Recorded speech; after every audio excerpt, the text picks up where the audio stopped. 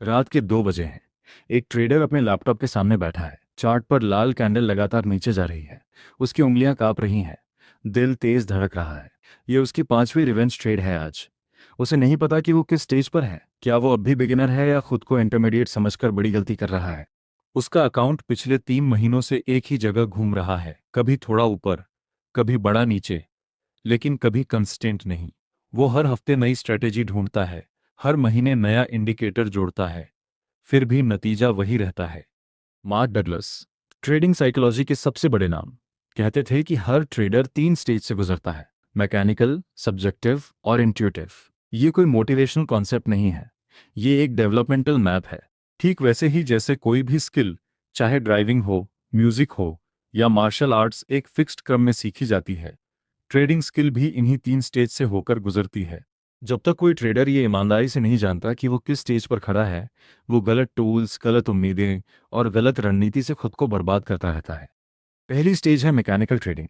ये हर serious trader की शुरुआत है और मार्क डगलस के मुताबिक ये सबसे ज़रूरी स्टेज है, फिर भी सबसे ज़्यादा स्किप की जाने वाली स्टेज है। मैकेनिकल स्टेज में ट्रेडर के पास एक फिक्स्ड सेट ऑफ रूल्स होते हैं: entry condition, exit condition, stop loss, position size. कोई डिस्क्रिप्शन नहीं, कोई आज मन कर रहा है वाली फीलिंग नहीं।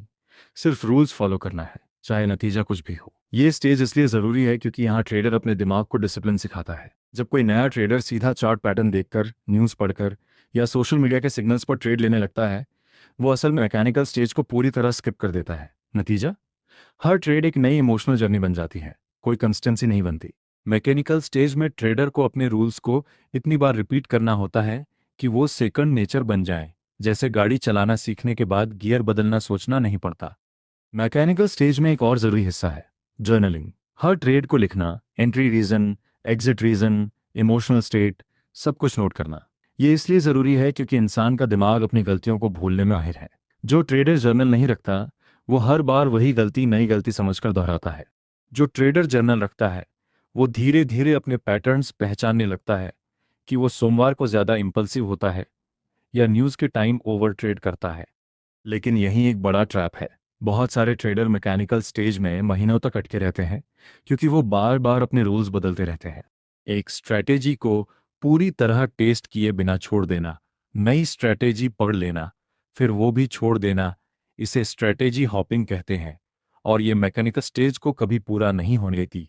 मार्क डगलस साफ कहते थे कि जब तक कोई ट्रेडर अपने रूल्स को इतनी शिद्दत से फॉलो नहीं करता कि वो उसे बिना सोचे एक्सिक्यूट कर सके, वो अगली स्टेज के लायक नहीं है। स्ट्रैटेजी हॉपिंग असल में एक छुपा हुआ डर है, रूल्स को सच में टेस्ट करने का डर, क्योंकि अगर रूल्स फेल हो गए तो जिम्मेदारी लेनी पड़ेगी। दूसरी स्टेज है सब्जेक्टिव ट्रेडिंग, और ये सबसे खतरनाक स्टेज है। यहाँ ट्रेडर के पास अब एक्सपीरियंस है, उसने मार्केट के कई पैटर्न देखे हैं और अब उसे लगता है कि वो अपने रूल से थोड़ा हटकर अपनी समझ से ट्रेड कर सकता है। यही वो जगह है जहां ओवर कॉन्फिडेंस चुपके से एंट्री लेती है। सब्जेक्टिव स्टेज में ट्रेडर सोचता है, मुझे मार्केट की फीलिंग आ गई है, और वो अपने डिफाइंड रूल्स के बाहर जाकर ट्रेड लेने लगता है। कभी कभी ये ट्रेड जीत भी जाती है और वही जीत उसके इस गलत बिलीफ को और मजबूत कर देती है। लेकिन असल में बिना डेटा के, बिना बैकटेस्टेड लॉजिक के लिया गया कोई भी डिसीजन सिर्फ गैम्बलिंग है, चाहे वो कितना भी एक्सपीरियंस्ड क्यों न लगे। सब्जेक्टिव ट्रेडर की सबसे बड़ी पहचान है इनकंसिस्टेंसी। एक दिन वो स्ट्रिक्ट रिस्क मैनेजमेंट फॉलो करता है, अगले दिन रिवेंज ट्रेडिंग में पूरा अकाउंट खतरे में डाल देता है। एक ट्रेड में पेशेंस दिखाता है, दूसरे में इम्पल्सिव एंट्री ले लेता है। ये अनप्रेडिक्टेबिलिटी ही है जो ज़्यादातर ट्रेडर्स को सालों तक ब्रेक इवन या लॉस में रखती है। मार्क डगलस कहते हैं कि सब्जेक्टिव स्टेज में फंसे ट्रेडर अक्सर खुद को एडवांस समझते हैं, जबकि असल में वो अपने ही इमोशंस के हाथों कठपुतली बने होते हैं। Over trading, late entry, momentum move के बाद और बार बार स्ट्रैटेजी बदलना, ये सब सब्जेक्टिव स्टेज के क्लासिक लक्षण हैं। सोचो उस ट्रेडर के बारे में जो सुबह अपने रूल्स के साथ बैठता है, प्लान बनाता है, फिर मार्केट खुलते ही एक बड़ा ग्रीन कैंडल देखकर सोचता है ये तो मिस नहीं करना चाहिए, और अपने प्लान से बाहर जाकर एंट्री ले लेता है। कैंडल पलट जाती है, स्टॉप लॉस हिट होता है। अब गुस्से में वो उसी डायरेक्शन में डबल साइज के साथ फिर एंट्री लेता है। इस बार सही होगा।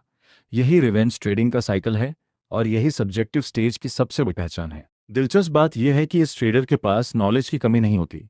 उसे इंडिकेटर्स आते हैं, चार्ट पैटर्न पता होते हैं, फिर भी वो हारता है, क्योंकि नॉलेज और डिसिप्लिन दो अलग चीज़ें हैं, और सब्जेक्टिव स्टेज इसी गैप में फंसे रहने की स्टेज है। तीसरी और सबसे ऊंची स्टेज है इंट्यूटिव ट्रेडिंग। यहाँ पहुंचने के लिए हजारों घंटों की मैकेनिकल प्रैक्टिस चाहिए होती है। इंट्यूटिव ट्रेडर वो नहीं है जो रूल्स तोड़ता है, वो है जिसके रूल्स इतने गहराई से उसके सबकॉन्शियस में बैठ चुके हैं कि उसका इंट्यूशन और उसका सिस्टम एक ही चीज़ बन जाते हैं। ये स्टेज दिखने में सब्जेक्टिव ट्रेडिंग जैसी लग सकती है क्योंकि दोनों में डिसीजन फास्ट होते हैं, लेकिन फ़र्क ये है कि इंट्यूटिव ट्रेडर का हर डिसीजन हज़ारों बैकटेस्टेड और लाइव एक्सपीरियंस्ड पैटर्न्स पर बेस्ड होता है, जबकि सब्जेक्टिव ट्रेडर का डिसीजन सिर्फ इमोशन और ईगो पर बेस्ड होता है।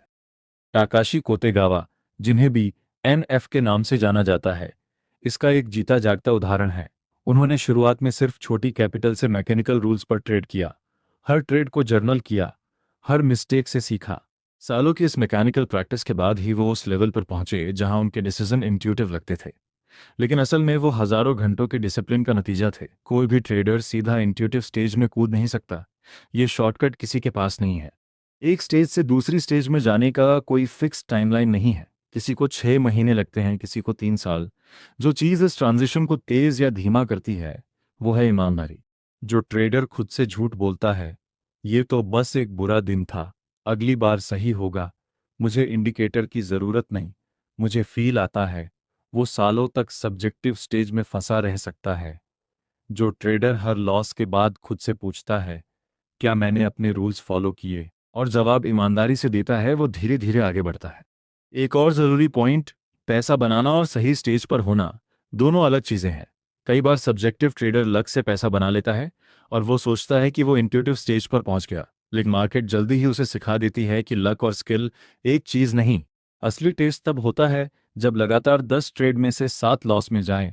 क्या तब भी रूल्स फॉलो होते हैं या पैनिक में सिस्टम तोड़ दिया जाता है? अब सवाल ये है, तुम खुद किस स्टेज पर हो? अगर तुम अभी भी हर ट्रेड के बाद अपने रूल्स डाउट करते हो, बार बार स्ट्रैटेजी बदलते हो या सोशल मीडिया सिग्नल्स पर भरोसा करते हो, तुम मैकेनिकल स्टेज में भी पूरी तरह नहीं पहुंचे हो। अगर तुम्हारे पास रूल्स तो हैं, लेकिन तुम अक्सर उनसे हटकर गट फीलिंग पर ट्रेड लेते हो, खासकर लॉस के बाद रिवेंज ट्रेडिंग करते हो, तुम सब्जेक्टिव स्टेज में फंसे हो। और यही वो जगह है जहां ज्यादातर अकाउंट्स ब्लो हो जाते हैं।